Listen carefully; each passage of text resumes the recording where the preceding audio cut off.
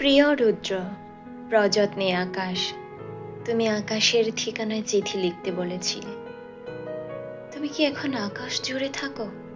তুমি কি আকাশে উড়ে বেড়াও, তলুর মতো, পাখির মতো?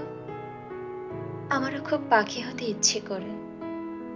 আমারও সারা আকাশ উড়ে উড়ে মেঘের সাথে খেলতে ইচ্ছে করে। ছোটবেলায় ছাদে উঠে আকাশ দেখতাম খুব। রাতে তারা গুনতাম, সবাই আমাকে পাগল বলতো। আমি যে কেন তারা গুনতাম বুঝি না। মাঝে মাঝে এত ঘোরের মধ্যে থাকতাম যে আকাশের দিকে হাত বাড়িয়ে দিতাম, যেন নাগাল পাওয়া যাবে, যেন আমি স্পর্শ করলেই নক্ষত্রগুলো ফুলের পাপড়ির মতো আমার হাতে এসে ঝরে পড়বে। তুমি এই জগৎ সংসার ছেড়ে আকাশে চলে গেছো। তুমি আসলে বেঁচেই গেছো রুদ্র। আচ্ছা, তোমার কি পাখি হয়ে উড়ে ফিরে আসতে ইচ্ছে করে না?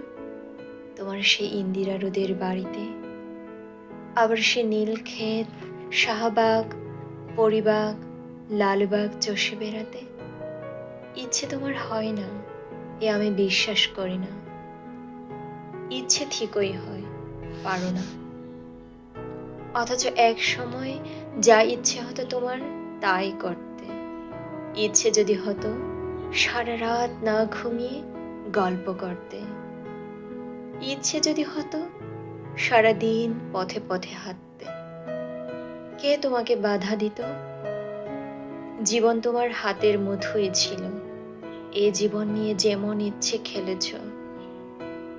আমার ভেবে অবাক লাগে, জীবন এখন তোমার হাতের মুঠোয় নেই। ওরা তোমাকে ট্রাকে উঠিয়ে মিঠে খালি রেখে এলো, তুমি প্রতিবাদ করতে পারোনি।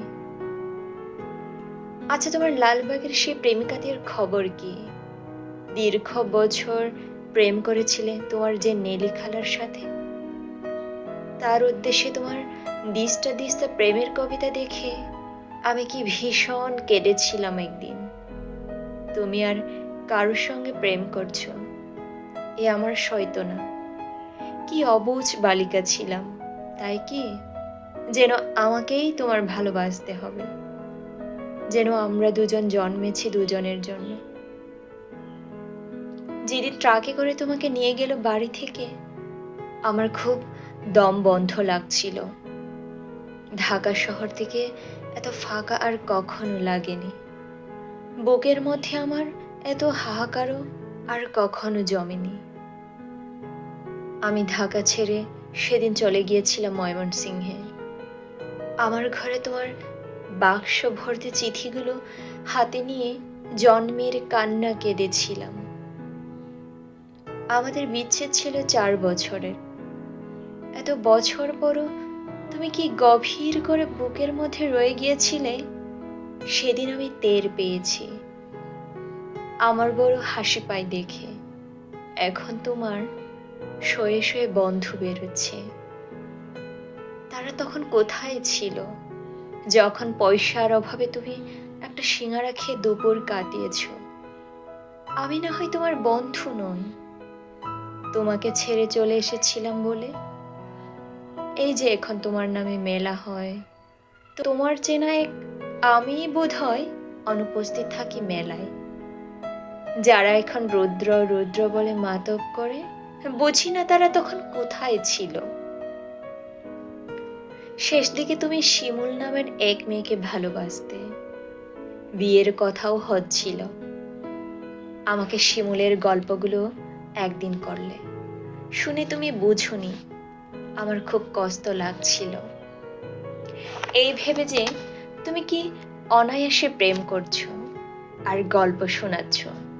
ঠিক এই রকম অনুভব এক সময় আমার জন্য ছিল তোমার, আজ আরেকজনের জন্য তোমার অস্থিরতা। নির্ঘুম রাত কাটাবার গল্প শুনে আমার কান্না পায় না বলো? তুমি শিমুলকে নিয়ে কি কি কবিতা লিখলে তা দিব্যি বলে গেলে। আমাকে আবার জিজ্ঞেস করলে কেমন হয়েছে। আমি বললাম খুব ভালো। শিমুল মেয়েটিকে আমি কোনোদিন দেখিনি, তুমি তাকে ভালোবাসো। যখন নিজেই বললে, তখন আমার কষ্ট তাকে বুঝতে দেইনি। তোমাকে ছেড়ে চলে গেছি ঠিকই, কিন্তু আর আমি কাউকে ভালোবাসতে পারিনি। ভালোবাসা যে যাকে তাকে বিলোবার জিনিস নয়। আকাশের সঙ্গে কত কথা হয় রোজ, আকাশের সঙ্গে কত কথা হয় রোজ, কষ্টের কথা, সুখের কথা। একদিন আকাশ ভরা জ্যোৎস্নায় গা ভেসে যাচ্ছিল আমাদের। তুমি দু চারটি কষ্টের কথা বলে নিজের লেখা একটি গান শুনিয়েছিলে, ভালো আছি, ভালো থেকো, আকাশের ঠিকানায় চিঠি দিও। মংলায় বসে গানটি লিখেছিলে। মনে মনে তুমি কার চিঠি চেয়েছিলে? আমার, নেলি খালার, শিমুলের। অনেক দিন ইচ্ছে তোমাকে একটা চিঠি লিখি। একটা সময় ছিল তোমাকে প্রতিদিন চিঠি লিখতাম, তুমিও লিখতে প্রতিদিন।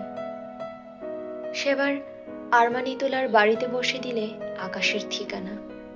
তুমি পাবে তো এই চিঠি? জীবন এবং জগতের তৃষ্ণা তো মানুষের কখনো মেটে না। তব মানুষ বাঁচে আর কদিন বলো? দিন তো ফুরোয়। আমার কি দিন ফুরোচ্ছে না? তুমি ভালো থেকো। আমি ভালো নেই। ইতি সকাল। পুনজ। আমাকে সকাল বলে ডাকতে তুমি। কতকাল ওই ডাক শুনি না। তুমি কি আকাশ থেকে সকাল, আমার সকাল বলে মাঝে মধ্যে ডাকো, নাকি আমি ভুল শুনি?